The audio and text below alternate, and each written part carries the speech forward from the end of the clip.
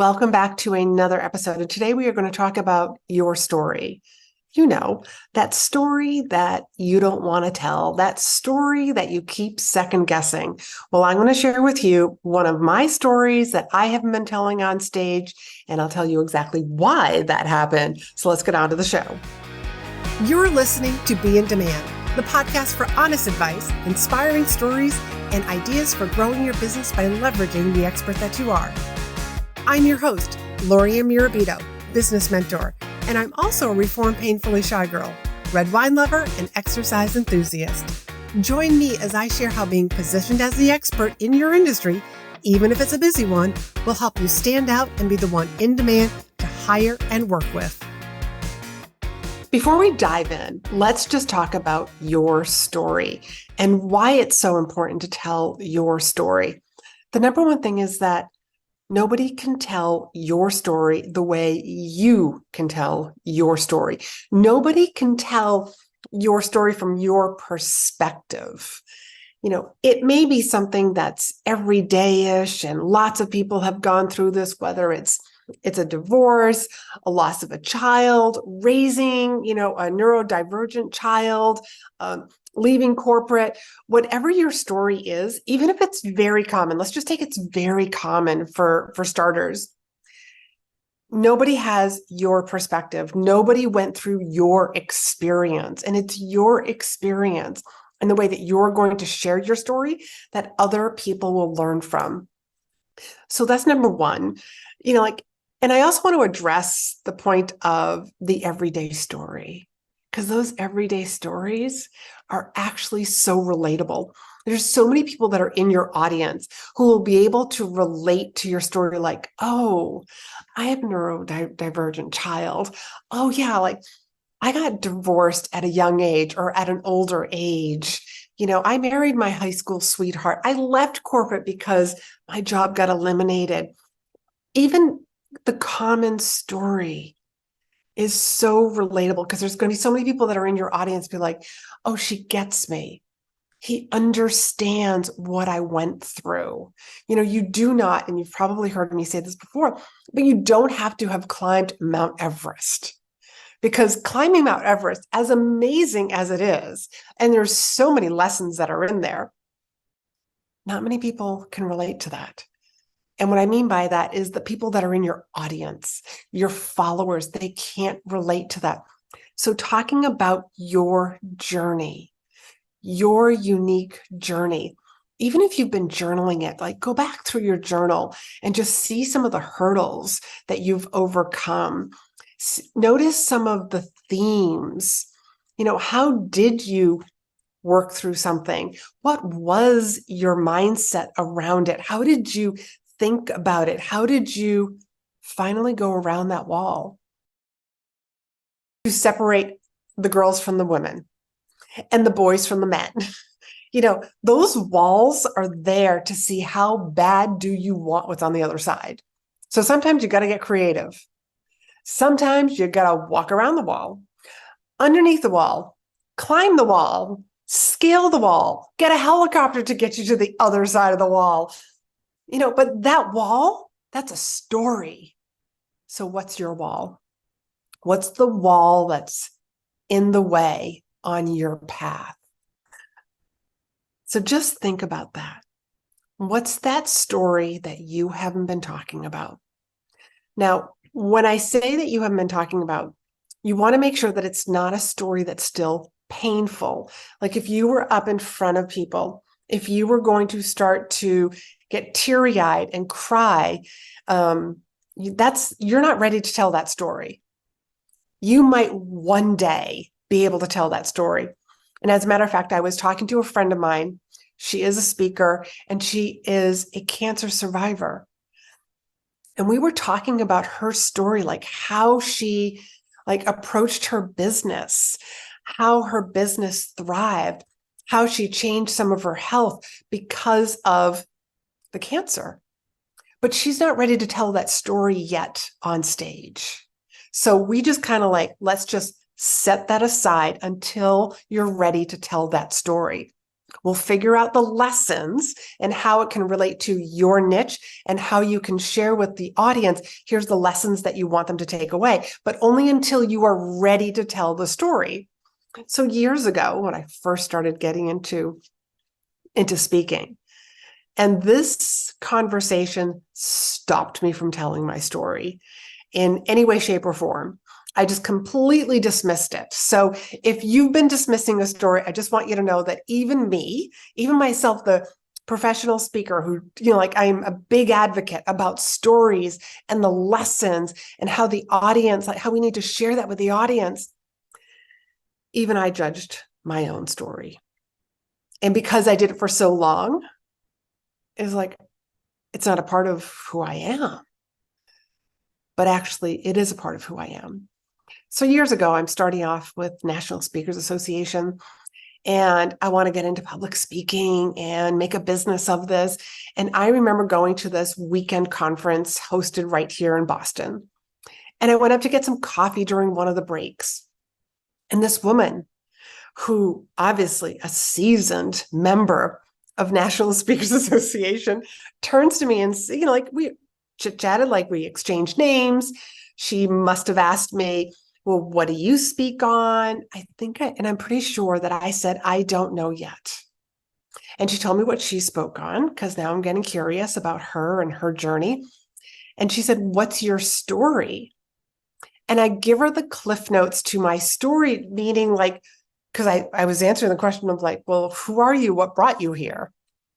And she looked at me and said, you'll never make any money with that. It's already been done. And she pivoted and walked away.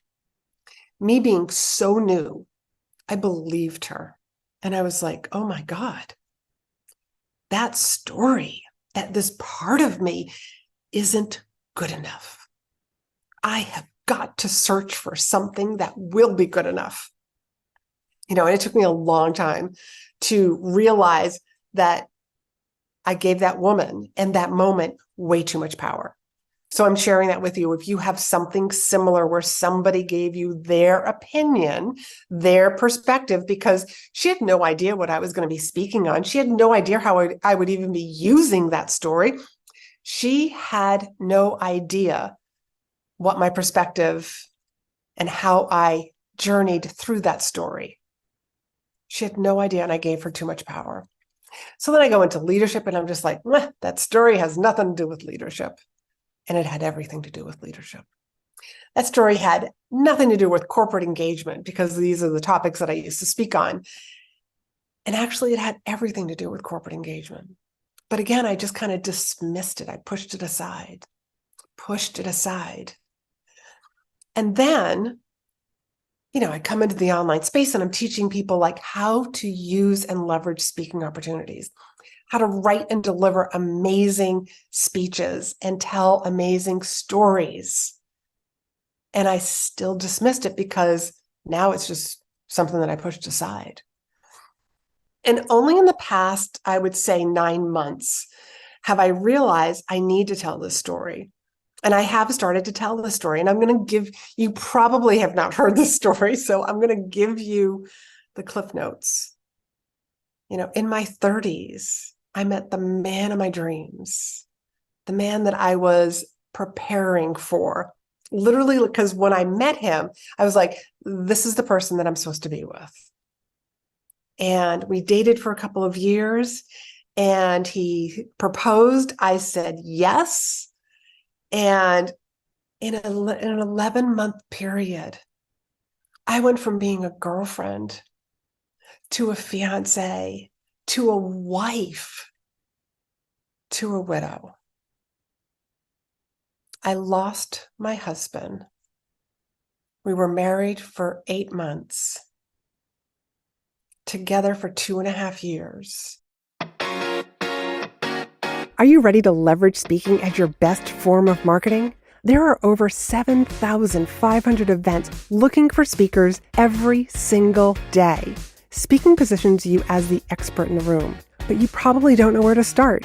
So I created this great resource called the Directory of Places to Speak. This resource will help you get started today. So head on over to speakandstandout.com @learning.com/directory to grab your free copy now.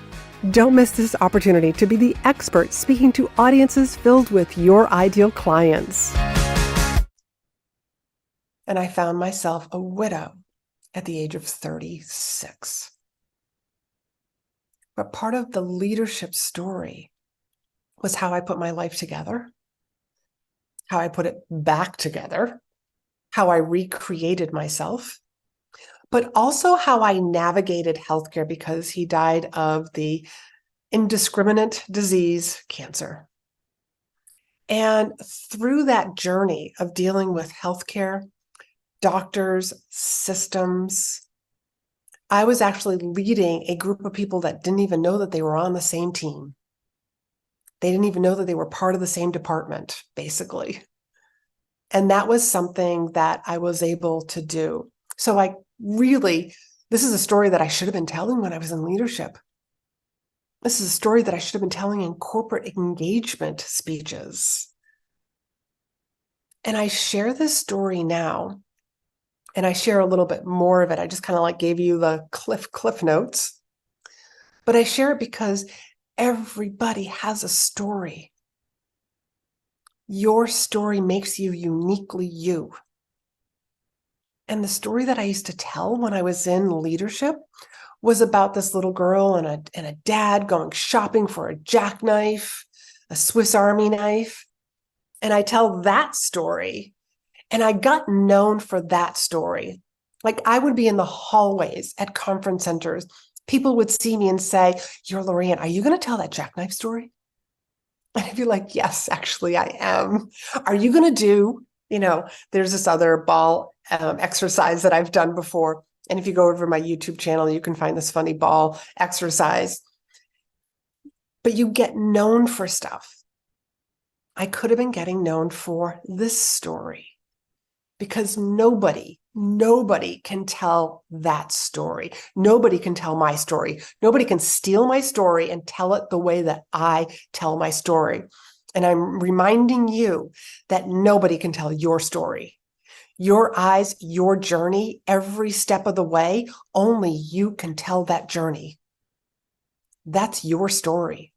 And the people that are in the audience are going to be on the edge of their seats listening to your story, especially when you learn to tell a story in a way that captivates an audience. Storytelling is also to help the audience overcome objections, the objections that they're thinking about, that they're feeling, that they're believing about themselves or their industry or their customers.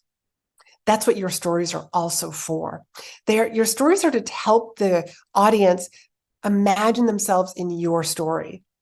So you are taking them on a journey to help them get from point A to point B. That way, at the end of your presentation, you want what I call spin-off business. You want people to be raising their hand saying, "I need to book a call with you. I need to sign up for that program. I want that lead magnet.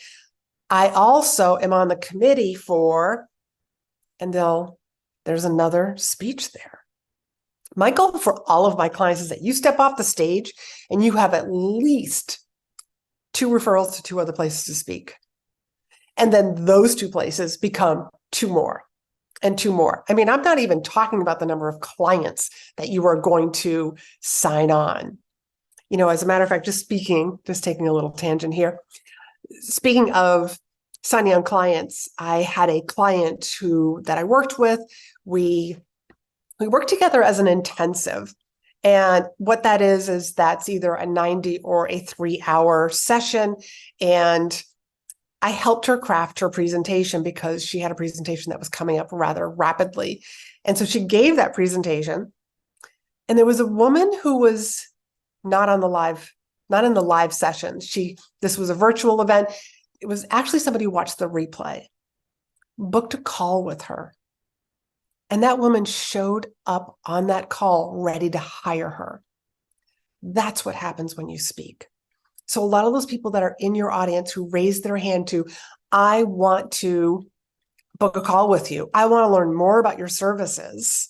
I want to learn more about your programs." They are going to show up on the calls pre-qualified. That's just kind of what happens. And you've heard me talk so much about this. So I won't go into any more of that today, because this is really about your story. The story that you're holding back. The story that you're judging is not good enough. What will the audience think? Because that was part of the reason why I didn't talk about my journey through grief and widowhood and what had happened, was because I didn't want people to label me as some grief speaker. Because I was in leadership and corporate engagement, but I was also very new back then. And I just think back now, even my personal development, my own personal development, that journey has really allowed me to embrace who I am. And a lot of my friends who are speakers who have seen me speak now, they're just like, wow, you have gotten really, really good. And there's a lot of reasons for that. I really work at my craft, whether it's in person or whether it's virtually. So what story are you holding back? I want to encourage you to actually start telling that story. Here's the caveat, if you are ready to tell that story. If it's still very painful, then right now is not the time. And if you are ready to start telling your story, if you want to learn more about my programs and how you can work with me either in a group setting or one-on-one, book a call with me. That link is going to be down below. But if you're just listening to this or you're watching this on YouTube, you can go to chatwithla.com, and that'll take you to my booking link. And we will discuss your goals, your business, and your story. And I will help you decide between the different programs that I have and the different ways to work with me, whether it's a short time intensive, more long-term one-on-one, or any one of my group programs. I always want to help you be in the right program to be able to tell your story, to write a speech that gets you business and more spin-off business and into other conferences, being referred. I want you to have a compelling and captivating presentation, and most importantly, converting. And I want your audience to be raving about you, remembering you, and referring you to other people and meeting planners. So if you have any questions, I would love to hear what your story is. Feel free to go over to Instagram, send me a DM. Let's continue this conversation about your story, and hop into my DMs and tell me more about your story, about the story that you want to be sharing in front of others, your story that you want to make a bigger impact with. The story you want to tell from stage. So until next time, be in demand.